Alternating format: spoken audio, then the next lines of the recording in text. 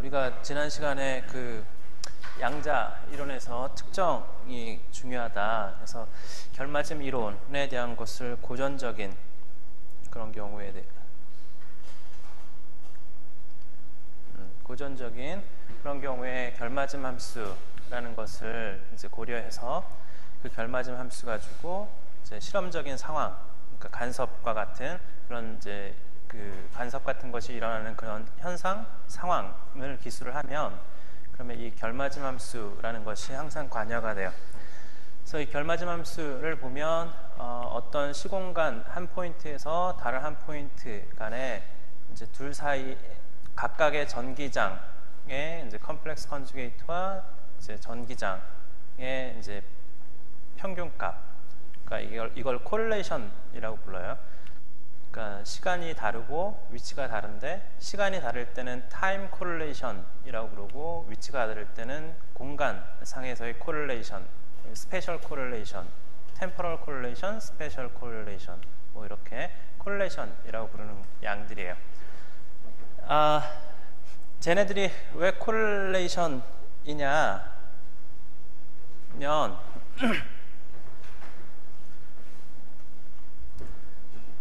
우리가 어떤 그 확률 분포가 조인트 랜덤 베리어블이 두 개일 때 그것의 조인트 그런 A가 일어나고 B가 일어날 확률을 이제 이렇게 부를게요. 그러면 코릴레이션이라는 건 뭐죠?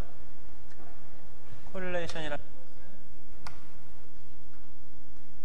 A가 일어났을 때 일어난 상황에서 B가 일어날 확률과 A가 일어나는 여부에 상관없이 A와 상관없이 B가 일어날 확률이 같아지면 그러면 서로 독립이라는 얘기죠. A 이벤트와 B 이벤트라는 건 서로 독립이라는 뜻이에요.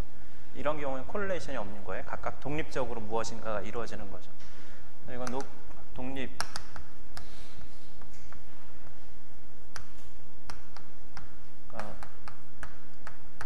코릴레이션이 없고 자, 이렇게 되지 않을 때, 이렇게 될 수 없을 때 우리는 코릴레이션이 있다고 그래요. 근데 이제 코릴레이션이 없는 경우를 먼저 생각하면 이 경우가 코릴레이션이 없는 거고 그 다음에 조인트 프로버빌티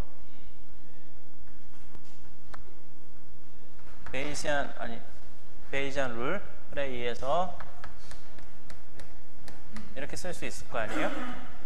컨디셔널 프로버빌티는 조인트 프로버빌티와 해당하는 이벤트가 일어날 프로버빌티로 나누면 이게 조인트 컨디셔널 프로버빌티고 이렇게 돼서 베이지안 룰에 따르면 A하고 B가 A가 일어날 확률과 B가 일어날 확률을 그냥 곱한 거다 이렇게 표현이 될 거예요. 이게 언제? 코릴레이션이 없을 때. 이렇게 되지 않으면 코릴레이션이 있다는 뜻이죠. 자, 그러면 우리가 어떤 두 변수의 곱에 대한 평균이라는 것은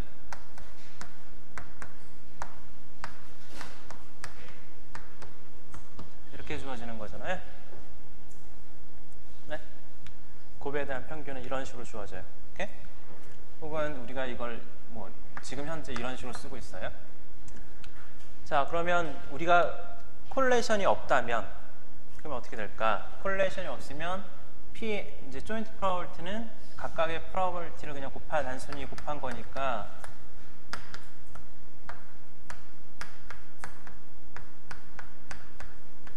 이렇게 될 거고 이거는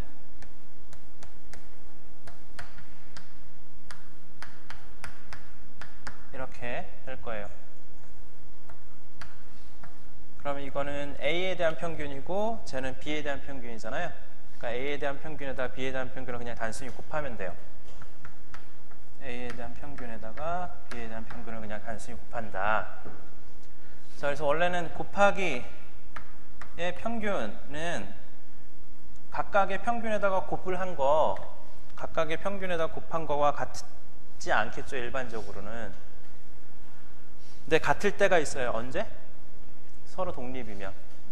A 사건이 일어나는 것과 B 사건이 일어나는 게 서로 독립이면 곱하기에 대한 평균은 사실은 각각의 평균을 낸 다음에 그냥 곱하면 돼요. 근데 그건 당연히 그럴 것 같지 않아요? 두 사건이 독립으로 일어나고 있어. 아무런 상관관계 없이 독립으로 일어나고 있으면 그쪽에 대한 거 계산, 이쪽에 대한 거 계산 따로 한 다음에 그냥 곱해버리면 될 것 같잖아요. 실제로 그렇게 돼요. 자, 그래서 이런 거 곱에 대한 평균값이 각각의 평균값을 곱한 형태가 되면 코릴레이션이 없는 거고, 그렇게 되지 않으면 코릴레이션이 있는 거예요. 자, 그래서 이걸 뺀 것이 빵이 되면 코릴레이션이 없는 거고, 이게 빵이 아니면 코릴레이션이 있는 거예요. 오케이? 자, 그래서 이렇게 된 거, 얘가 코릴레이션, 그러니까 정확하게 얘기하면 그 곱한 거의 평균에서 각각의 평균을 구한 다음에 곱한 거를 뺀 요거 코릴레이션이라고 흔히 불러요.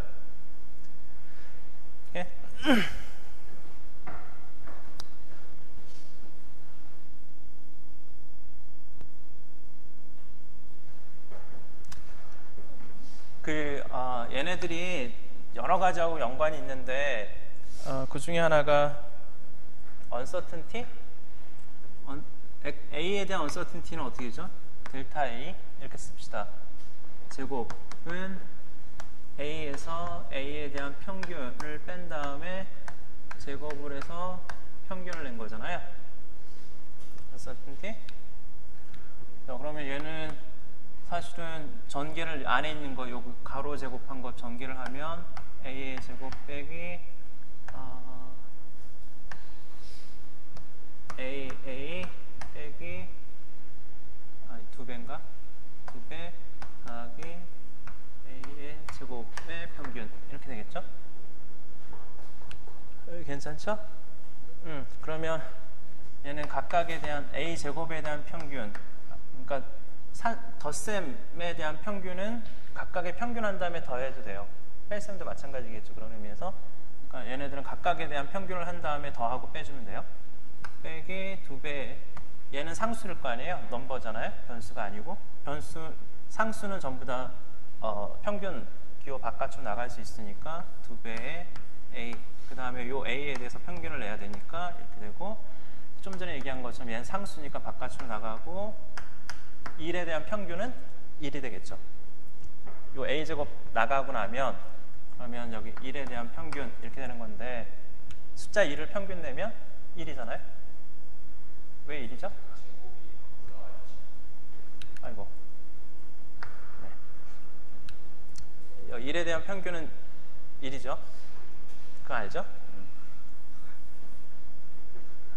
아니, 모를 수도 있잖아. 아니, 그 뭐지? 대부분의 경우 굉장히 단순한 걸 몰라가지고 모르는 경우가 태반이에요. 복잡한 건 잘 아는데 오히려 단순한 걸 잘 몰라서 모르는 경우가 태반이니까, 그래서 그래요. 자, 이거는 제곱하면 될 거고, 이렇게 여기 더 마이너스 2에 플러스 1이 있으니까 얘 없애가지고 이렇게 하면 될 거예요. 이렇게 되잖아요. uncertainty가, 그러니까 분산이 베리언스가 이렇게 돼요. 그러면 델타 A하고 델타 B 이런 것도 있을 수 있겠죠. 델타 A하고 델타 B라는 것은 A에 대한 uncertainty, B에 대한 uncertainty 이거에 대한 건데, 여기서 델타 A, 델타 B라고 한 것은, 그러니까 일단 델타 A라는 것을 이렇게 정의합시다. 이렇게, 그러니까 A에서 평균값을 뺀 거를 델타 A라고 부를게요. 이거는 델타 A 제곱한 거의 평균이라는 식으로 써야 되겠지?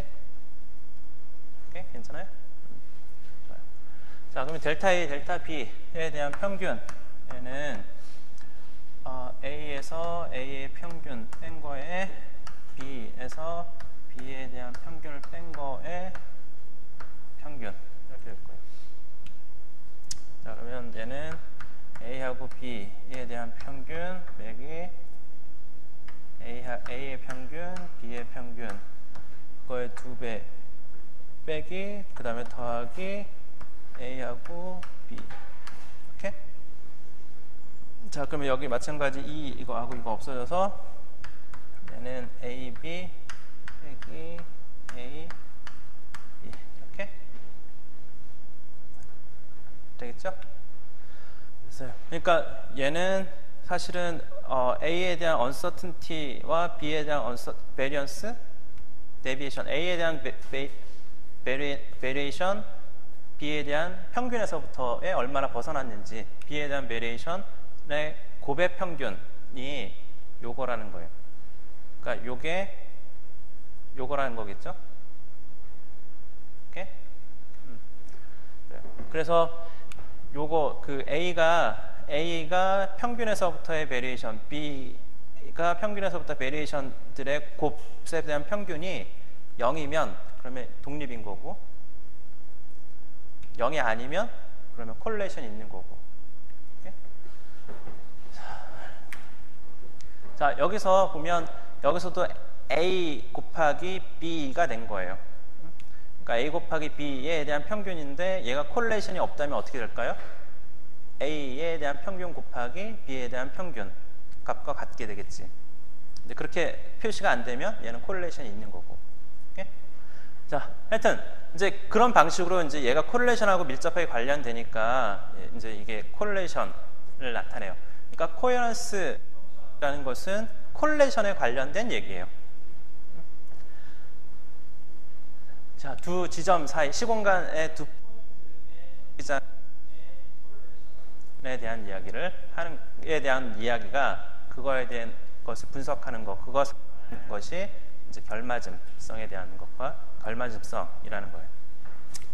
자, 이건 이제 고전적인 그런 경우에 대한 이야기고, 이제 그래서 결맞음도 혹은 결맞음 함수 가지고 이제 간섭 실험이 있으면 그 간섭 실험에 대한 것을 표현할 수 있어요. 그래서 간섭이 없다, 이제 결맞음도가 0이면 간섭이 없고, 결맞음도가 최대값인 1일 때 간섭이 이제 보강 간섭이든 소멸 간섭이든 최대 간섭이 일어난다, 그런 얘기고, 이제 가시도, 그러니까 프린지 비저빌리티라는 것은 원래 이렇게 정의된 건데 그것이 결맞음도와 이제 서로 같다. 만약에 이제 첫 번째 거에 대한 밝기와 두 번째 거에 대한 밝기가 같은 경우에, 그런 경우에는 가시도와 결맞음도가 같다라고 표현할 수, 서로 두 개 같다 이거예요. 하여튼 근데 이제 지금 결맞음도에 관련돼서 결맞음 함수라는 것이 이제 콜레이션 펑션 형태로 통계적인 콜레이션, 그런 관점으로 이제 얘기가 되고 있는데, 이제 얘네들에 대한 것을 구할 때, 그럴 때 중요한 게 측정에 대한 문제, 밝기에 대한 관련된 거니까 밝기를 가지고 결맞음도를 판단하는 거니까 얼마나 밝으냐 밝지 않느냐라는 것이 중요해요. 고전적인 경우에 밝기라는 것은 전기장의 제곱에 대한 시간 평균인데, 양자에서 밝기란 무엇이냐, 그거에 대해서 이제 얘기를 해보자라는 겁니다. 그래서 측정이라는 것을 우리가 조금 더 엄밀하게, 좀 더 구체적으로 다뤄야 될 필요가 있어요. 실제 측정과 밀접하게 관련이 되니까. 그러니까 피상적이지 않고. 그래서 광자가 들어오면 광자가 전자를 들뜬 상태로 만들어서 광전자가 되면 그 광전자를 외부에서 전기장을 걸어서 체인 리액션을 일으켜가지고 굉장히 많은 전자가 흘러다니도록, 광전자가 흘러가도록 그렇게 해서 광전류가 생기게 되면 그 광전류를 측정하는 그런 형태로 이제 빛을 검출하게 돼요. 그래서 제일 중요한 핵심은 이 부분이에요. 광전 효과인 광자가 전자를 들뜬 상태로 만드는 그 부분이 측정에서, 양자에서 빛의 측정에 있어서는 가장 중요한 핵심 개념이다라는 거예요. 그래서 그거에 대한 걸 기술하려고 그러는데, 그러니까 광자가 어떻게 검출되는지 그 과정을 이제 기술하려고 하는데, 그거를 이제 여러 가지 픽처로 이제 기술을 할 거예요. 하이젠버그 픽처 했다가 슈레딩거 픽처 했다가 다시 뭐 디락 픽처를 했다가 다시 하이젠버그 픽처로 돌아갈 건데, 왜 그런 번거로운 일을 하느냐? 그렇게 번거로운 일을 하는 것은 여러분들이 기본적으로는 고전 전자기학에 훨씬 더 익숙해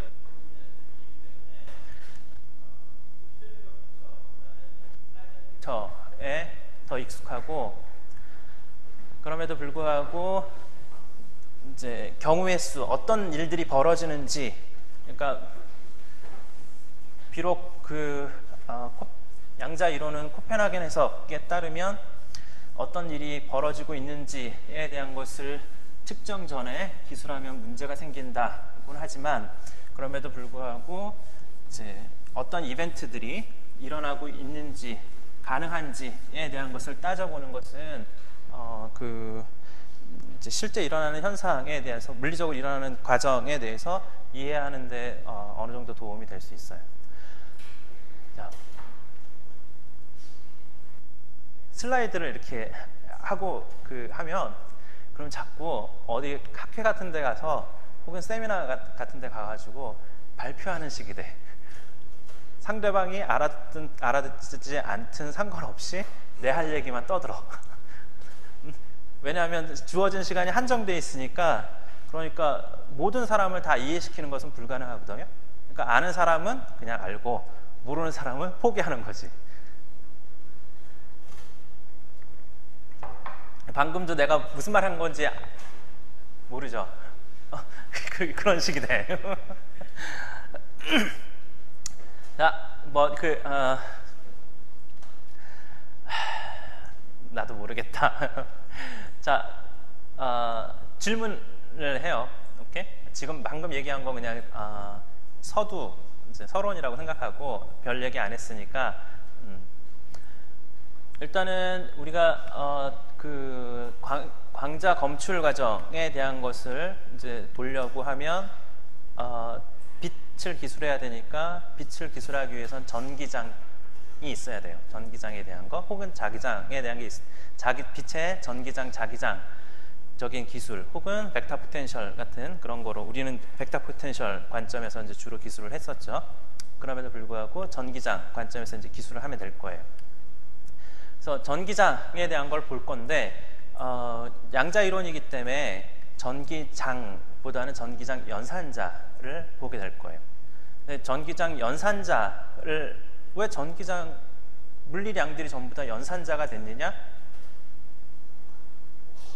측정에 대한 문제 때문에 그래요. 측정에 대한 것을 그 측정에 대한 게 만약에 확률적으로 일어난다면 굳이 연산자를 쓰지 않아도 됐었을 텐데, 확률 진폭 형태로 간섭이 일어날 개연성이 있기 때문에, 그로 인해서 관측에 대한 걸, 혹은 관측량을 전부 다 연산자로 표현해야지만 됐었어요. 하여튼 그래서 이제 관측량 연산자, 전기장 연산자를 보면 R위치 T 시간에서의 전기장 연산자는 이런 식으로 기술이 돼요. 그래서 뭐 상수가 있고, 여긴 평강, 폴라레이션 벡터가 있고, 여기는 앰플리튜드, 얼마나 큰지, 전기장의 크기가 얼마나 되는지를 결정하는 A, 앰플리튜드가 있고, 그다음에 여기는 위상에 대한 것이 있고, 점점점.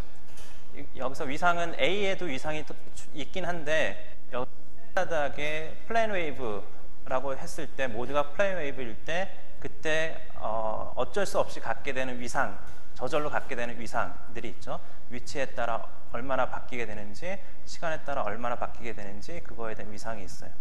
그거 말고 전기장 자체가 갖고 있는 위상이, 또 상대적 위상이 또 추가적으로 더 있을 수 있어요. 그거에 대한 것은 요 A가 결정을 해요. 네, 그 중에서 이제 이 첫 번째 파트는 이제 진동수, 이게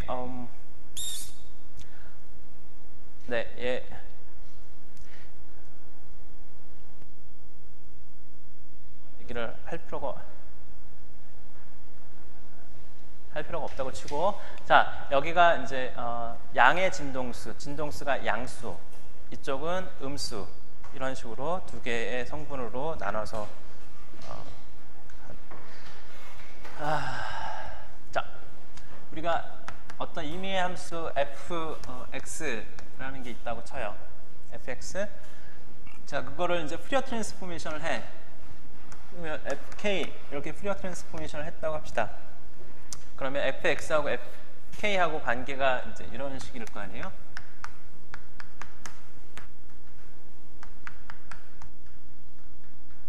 이렇게? 괜찮죠? 혹은 이제 역 트랜스포메이션 된 거로 인해서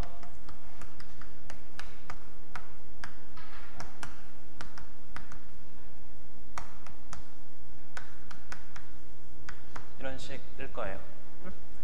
자, 여기서 내가 여기 이게 루트가 있는지 없는지 모르겠어요. 그럼 여기도 있어야 될 거야 아마. 여기 없으니까 여기만 하나만 있으면 될 거예요. 하여튼 네, 이런, 그리고 뭐 프리어 트랜스포메이션, 역 프리어 트랜스포메이션에다 마이너스가 붙는지 그냥 프리어 트랜스포메이션에 마이너스가 붙는지 모르겠어요. 그것도 네? 그거 별로 중요한 거 아니거든요. 그러니까 아무렇게나 해요. 나한테 그게 별로 중요하지 않아. 아무렇게나 해도 이제 일관성만 계속 유지하면 돼. 내 입장에서는. 오케이. 여하튼 이제 이런 식의 프리어 트랜스포메이션을 한다고 이제 해봅시다. 그러면 여기서 fk라는 것은 일반적으로 복소수겠죠. 그러니까 fx는 내가 리얼 밸리드 펑션이라고 할게요. 리얼. 무슨 이유에선가 리얼이어야 돼. 실수여야 돼. 실수값을 가져야 된다고 가정할게요. 전기장처럼. 전기장도 원래는 실수값을 가져야 되잖아요. 그렇게 믿잖아요. 실수라고 이제 할게요.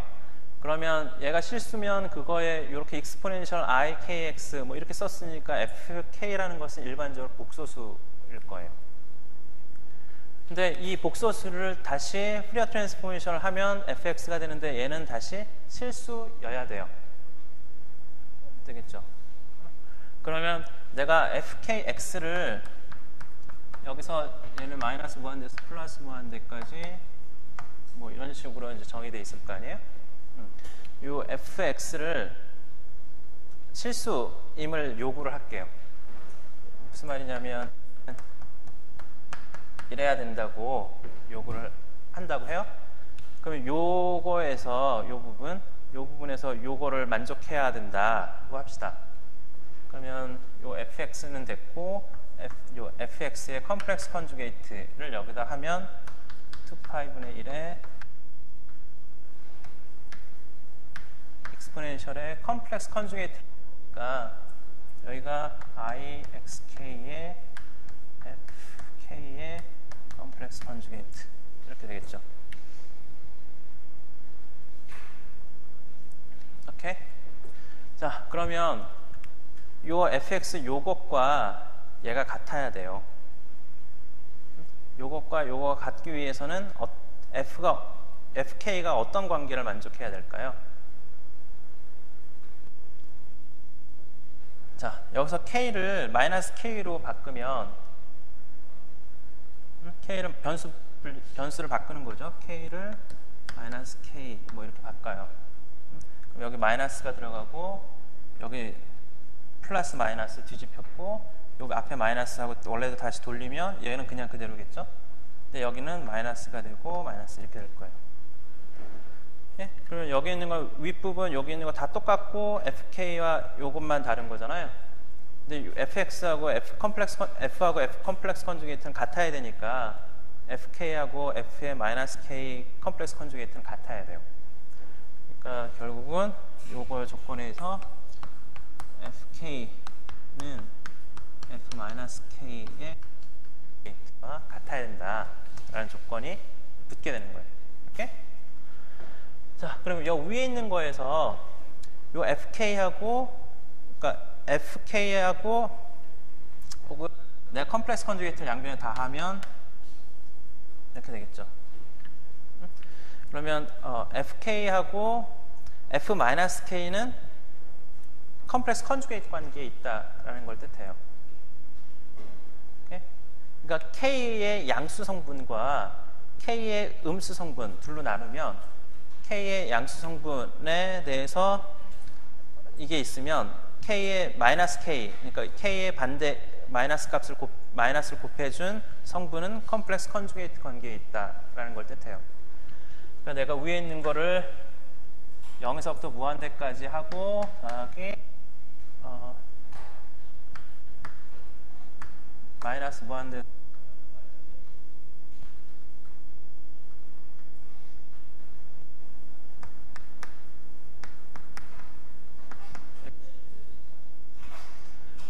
오케이? 그 다음에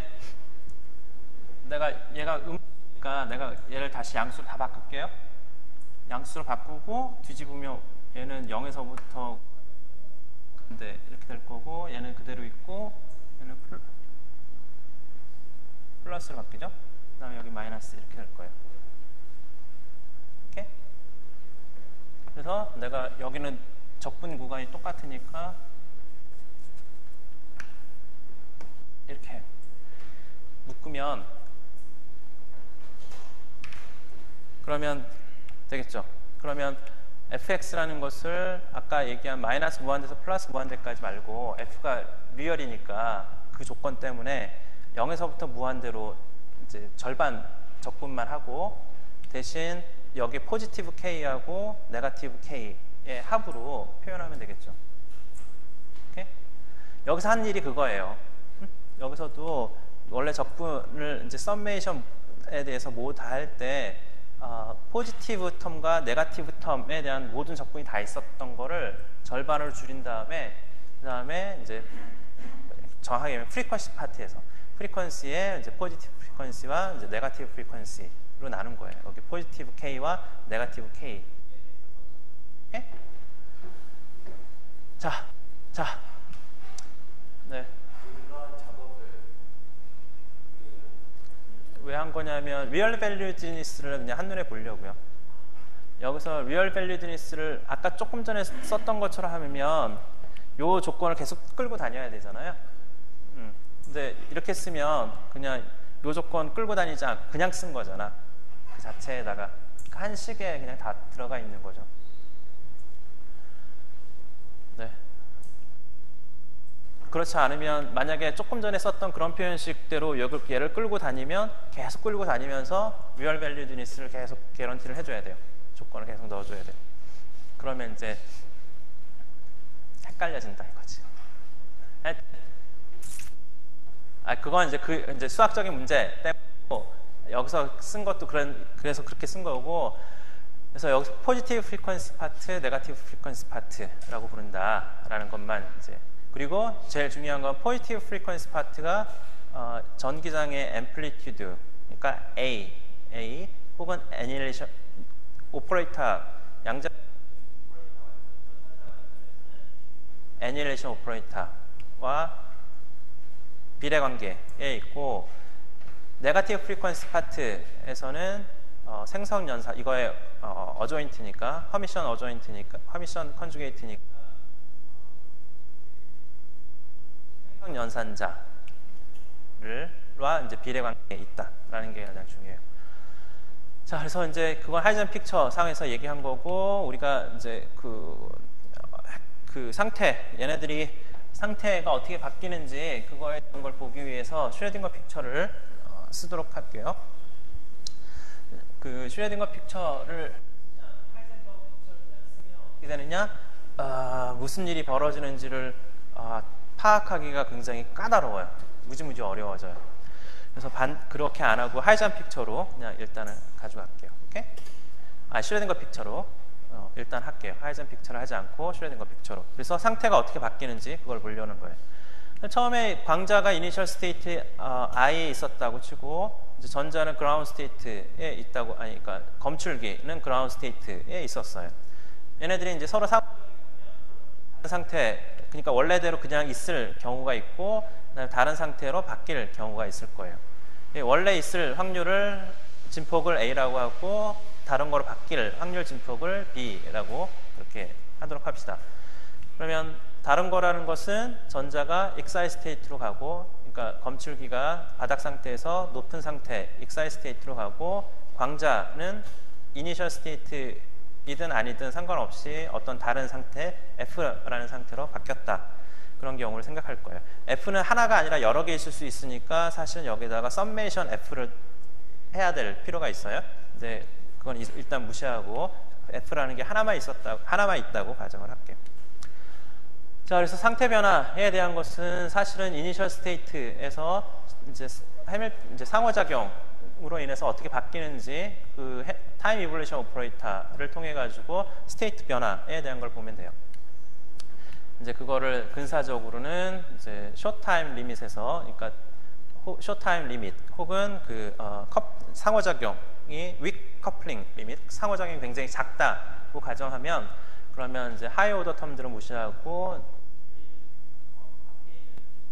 로우 파워에 해당하는 텀들만 이제 고려해도 돼요. 그 근사 하에서. 자, 요걸 이제 할 때 무슨 말인지는 몰라도 하여튼 디락 픽처를 쓸 거예요. 디락 픽처에 대한 얘기도 디락 픽처를 쓸 건데, 디락 픽처를 여러분들이 이제 원자하고 빛의 상호작용, 그리고 고전 이론, 양자 이론, 그런 거에 대해서 다 했었던 그거긴 한데, 일단은 그건 무시하고 이제 디락 픽처에 대한 걸 조금만 이제 살펴보도록 하죠. 일단 슈레딩거 픽처에서는 스테이트 값 psi 0, 0에서부터 psi t, 시간 t로 변하는 거를